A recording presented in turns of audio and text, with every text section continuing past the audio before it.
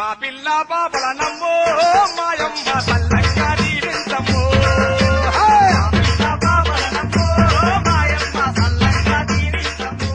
నమస్కారం. బోనాలు ప్రత్యేక కార్యక్రమానికి సాదర స్వాగతం.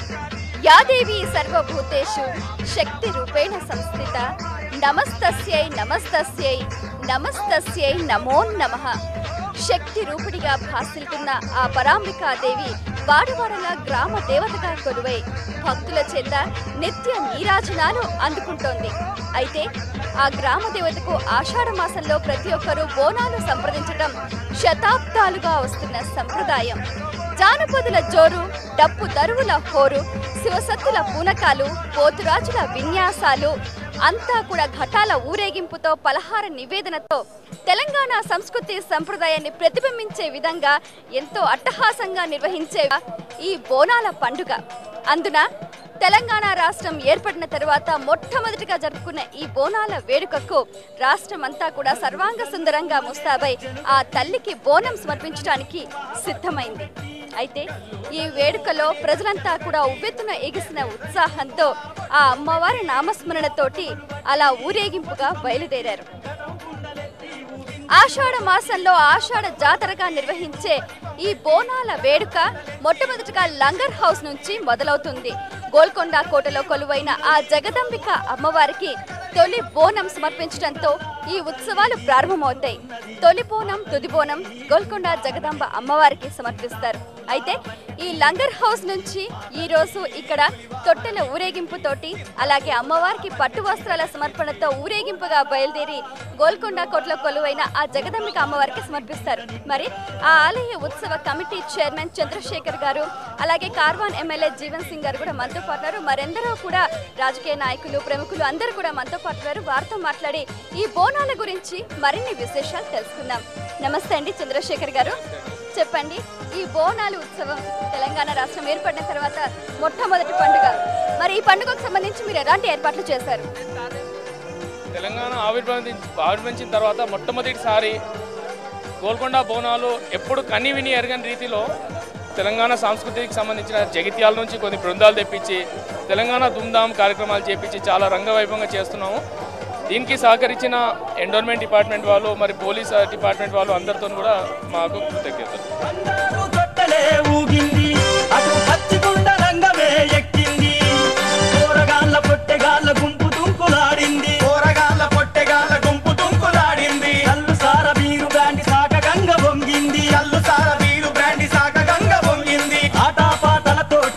దద్దరిల్లింది మా తల్లి పులి వాహనమెక్కింది, చింతపూల వన్నె తీరగట్టింది. మా తల్లి పులి వాహనమెక్కింది, చింతపూల వన్నె తీరగట్టింది. బోనాల పండుగ భోగ భాగ్యాలింటింత నిండగా, బోనాల పండుగ భోగ భాగ్యాలింటింత నిండగా.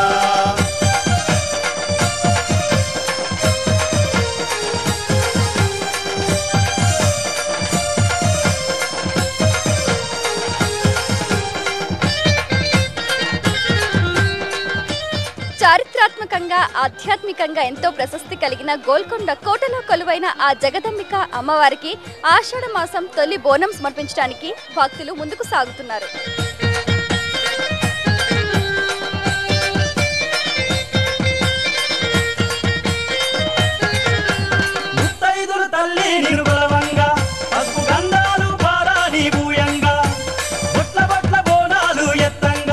సామాజిక ఐక్యత, భక్తి చైతన్యానికి ప్రతీకగా ఉత్సవాలు, జాతరలు నిర్వహించటం అనాదిగా వస్తున్న సంప్రదాయం.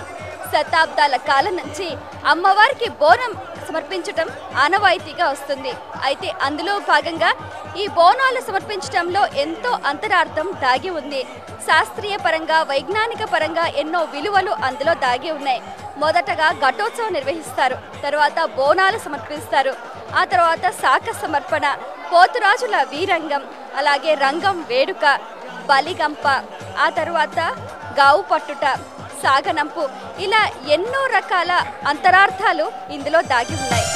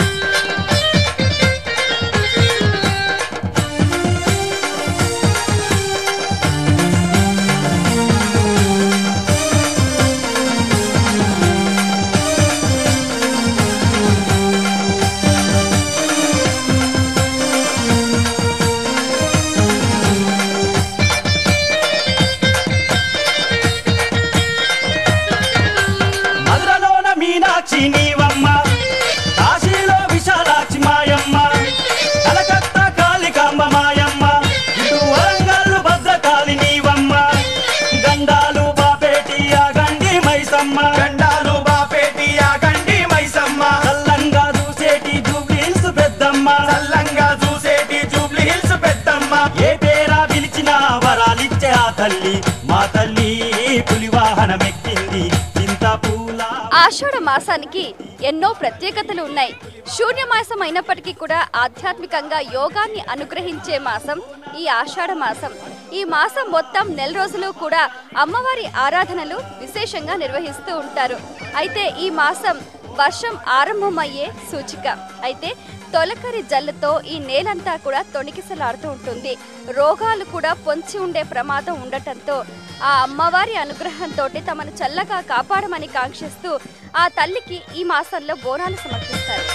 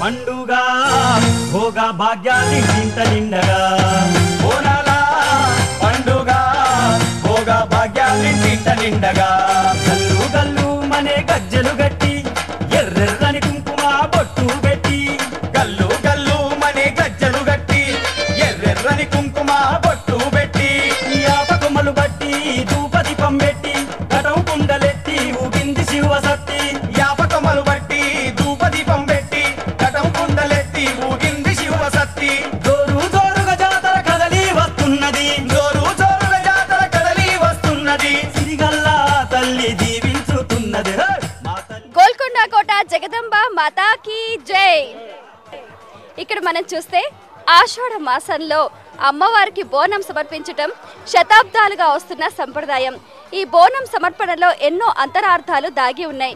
మనం చూస్తే ఇక్కడ బియ్యము, బెల్లము, పెరుగు ఒక కుండలో అమ్మవారికి ప్రసాదంగా తయారు చేయగా దానిపైన ఉన్న దాంట్లో శాక సమర్పణ అంటారు. అంటే పసుపు నీళ్ళల్లో వేప మండలు వేసి అయితే అలా వేయటం వల్ల చల్లగా ఉంటుంది. ఆ పదార్థాన్ని అమ్మవారికి సమర్పించడం వల్ల తమను చల్లగా చూస్తుందని ఆచారం. దానిపైన దీపం వెలిగిస్తారు. అంటే దీపం జ్ఞానానికి ప్రతీక. తమలో అజ్ఞానం గూడుకున్నదాన్ని తొలగించి తమకు జ్ఞానాన్ని ప్రసాదించి తమలో చేర్చుకోమని ప్రతీకగా దీపాన్ని వెలిగిస్తారు. అలాగే ఇంటికి దీపం ఇల్లాలు అని అంటారు. ఆ ఇల్లాల్ని చక్కగా సంరక్షించమని కోరుతూ ఆ కులదేవతను వాడు ఎల్లమ్మ తల్లిని ప్రార్థిస్తూ ఇలా ఈ బోనం సమర్పిస్తారు. ఇలా సంప్రదాయబద్ధంగా స్త్రీలు తలారా స్నానం చేసి సంప్రదాయ వస్త్రధారణలో ఎంతో ఆధ్యాత్మికంగా భక్తి ప్రపత్తులతో అమ్మ నామస్మరణతో ఇలా ప్రసాదాన్ని అమ్మవారికి సమర్పిస్తారు. ఇలా చేయటం వల్ల తమ కుటుంబం చల్లగా ఉంటుందని ప్రతీతి. అయితే ఈ బోనం రెండు విధాలుగా సమర్పిస్తారు. ఒకటి వ్యాధుల నుంచి తమని కాపాడమని ఆకాంక్షిస్తూ బోనం సమర్పిస్తారు. మరొకటి తమ కోరుకున్న కోరికలు తీరినందుకు కృతజ్ఞతాపూర్వకంగా బోనం సమర్పిస్తారు. అయితే ఇక్కడ కొంతమంది భక్తులు బోనం తీసుకొచ్చారు. మరి వారితో మాట్లాడి వారి అనుభూతుల్ని, వారి స్పందనని వారి మాటల్లోనే తెలుసుకుంటాం. మీ పేరు? పుష్ప. చెప్పండి, ఎక్కడి నుంచి వచ్చారు? మేము పురాణపల్లి నుంచి వచ్చాము. అవునా? ప్రతి సంవత్సరం వస్తుంటామండి. మీకు ఎలా అనిపిస్తుంది? చాలా బాగుంటుంది. అమ్మవారిది ఎల్లమ్మది ప్రతి సంవత్సరం చేస్తాము. అమ్మ దయ వల్ల బాగానే ఉంటుంది. ఎన్ని సంవత్సరాలుగా వస్తున్నారు? మేము రావటి 20 సంవత్సరాల దాకా అవుతుంది మేడం. 20 సంవత్సరాలు అయిపోయింది. మీ కోరికలు తీరుతున్నాయా? తీరుతున్నాయి. మా కోరికలు తీరుతున్నాయి. అన్ని బాగా జరుగుతున్నాయి.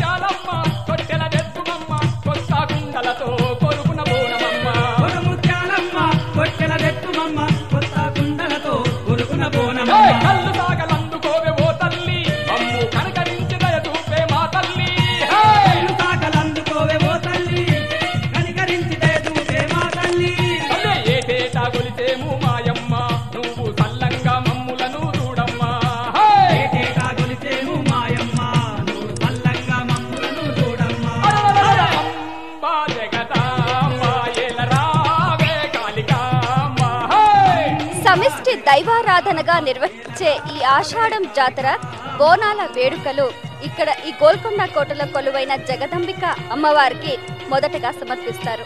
ఆ తర్వాత హరిబోలిలోని అక్కన్న మాదన్న, ఆ తర్వాత సికింద్రాబాద్లోని మహంకాళి అమ్మవారి ఆలయంలో లష్కర్ బోనాల్పేట అమ్మవారికి నైవేద్యం సమర్పిస్తారు. ఆ తర్వాత లాల్ దర్వాజా సింహవాహిని మహంకాళి అమ్మవారికి బోనం సమర్పిస్తారు.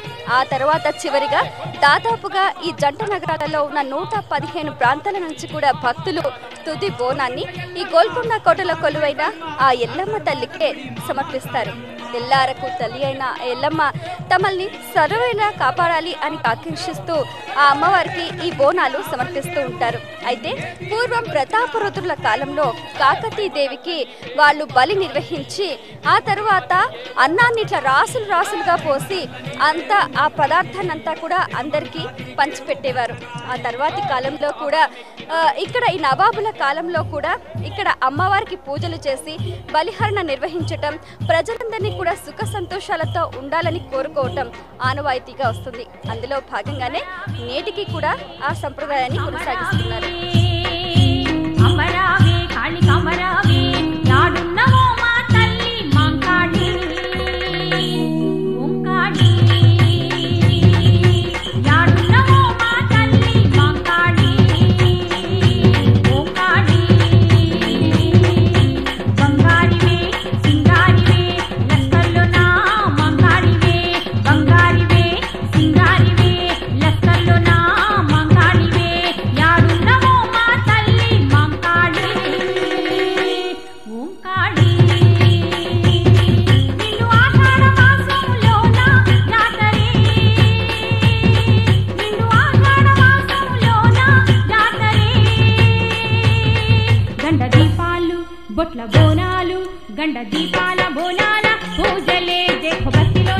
అమ్మల కన్న అమ్మ ముగురమ్మల మూలపుటమ్మ జగాలను ఏలే ఆ జగదంబ కోరిన వారి కోర్కెలు తీర్చే కొంగు బంగారంగా ఇక్కడ ఈ గోల్కొండ కోటలో కొలువై అశేష భక్త జనావరిని కరుణించి కాపాడుతుంది. శతాబ్దాలుగా ఇక్కడ ఈ అమ్మవారు పూజలందుకుంటూ భక్తులను అన్ని వేళలా కాచి కాపాడుతుంది. పూర్వం వైజ్ఞానిక సాంకేతిక పరిజ్ఞానం అంతగా అభివృద్ధి చెందని కాలంలో ఏదైనా కష్టకాలం సంభవిస్తే, ఆపదలు వస్తే అమ్మవారికి కోపం వచ్చిందేమో అని భావించేవారు. ఆ తర్వాత ఆ సందర్భంలో అమ్మవారికి నైవేద్యం సమర్పిస్తే అంతా సద్దుమణిగేది. ఆ రకంగా అప్పటి నుంచి ఇప్పటి వరకు కూడా ఆ అమ్మవారికి నైవేద్యం సమర్పిస్తూ ఆ తల్లి కరుణకు పాత్రలవుతున్నారు.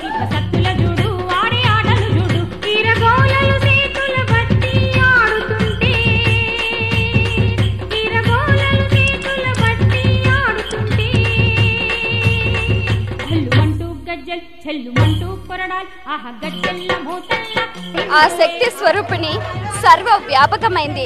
ఆమె వాడవాడల వివిధ నామాలతో కొలువైంది. ఆమె ఏ ప్రాంతంలో ఏ పేరుతో ఉన్నా భక్తుల సంరక్షణార్థమే. మనం చూస్తే ఎల్లమ్మ, పోచమ్మ, మైసమ్మ ఇలా ఏ పేరుతో పిలిచినా వారందరినీ కాచి కాపాడుతుంది. నేనున్నాను అంటూ సంరక్షిస్తుంది ఆ తల్లి.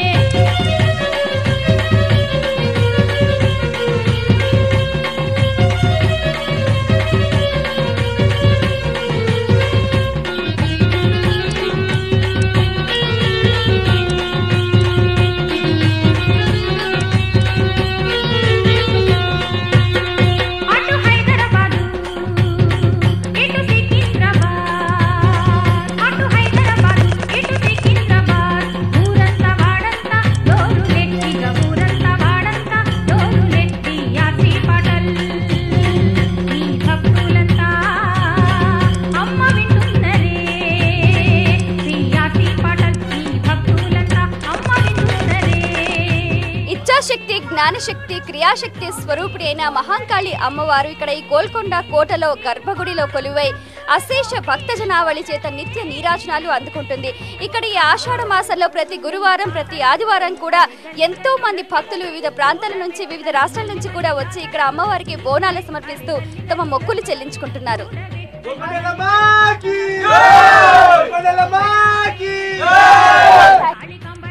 త్రిమూర్తుల కంటే కూడా అతీతమైన శక్తి ఆదిపరాశక్తి అని శంకర్ భగవత్పాదుల వారు సౌందర్య లహరిలో చాలా అద్భుతంగా వర్ణించారు. మరి ఆ ఆదిపరాశక్తి అనేక రూపాల్లో అనేక చోట్ల కొలువై భక్తులను కాచి కాపాడుతుంది. అలాగే ఆషాఢ మాసంలో అమ్మవారికి బోనాలు సమర్పించడం వల్ల పిల్ల పాపలతో సుఖ సంతోషాలతో ఉంటారని, ఎటువంటి రోగాలు తమ దరి చేరవని భక్తుల నమ్మకం.